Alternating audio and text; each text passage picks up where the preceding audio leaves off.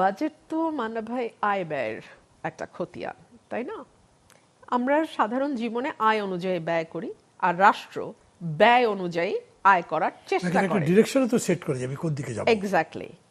আমার কাছে এটাকে মনে হয়েছে একটা পলিটিক্যাল ইয়ের মতো, যে আগের সরকার এত দিয়েছে, 7 লক্ষ সামথিং দিয়েছে, আমাকে তার উপরে উঠতে হবে।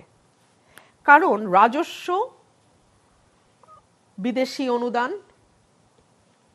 এবং রপ্তানি আয়, রেমিটেন্স, এর বাইরে কিন্তু সরকারের আয় করবার আর কোনো রাস্তা নাই।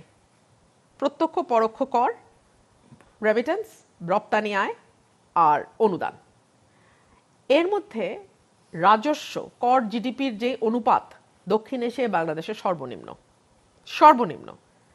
সেইখানে আপনি এখন রাজস্ব 6 লক্ষ কোটি টাকার উপরে নির্ধারণ করছেন। কোনো নেটো বাড়াননি।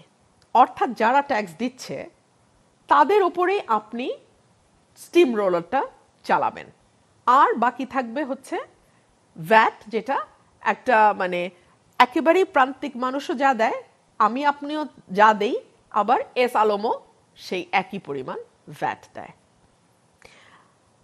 রপ্তানি বাড়ানোর কোনো উদ্যোগ আপনার আছে? কোনো উপায় আপনি রেখেছেন?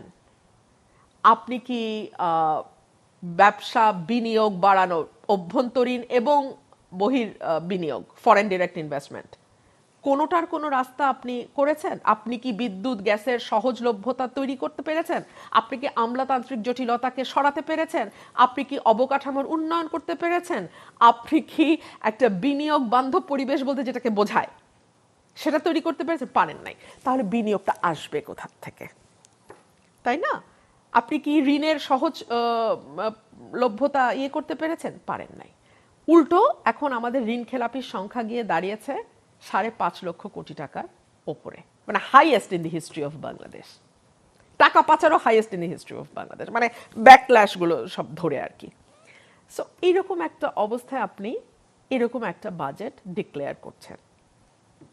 আমরা না পরিবর্তনটা চেয়েছিলাম গোড়া থেকে হোক, মানে আগের সরকারকে দেখিয়ে দেব ওরা এটা করেছে, তো আমরা আরো অদ্ভুত আরেকটা বাজেটের সংখ্যা, মানে কেন যেন আমি দেখতে পাচ্ছি এই সরকারটির মধ্যে লোক দেখানো সস্তা জনপ্রিয়তা লাভের একটা ব্যাকুলতা, চটুল একটা ব্যাকুলতা।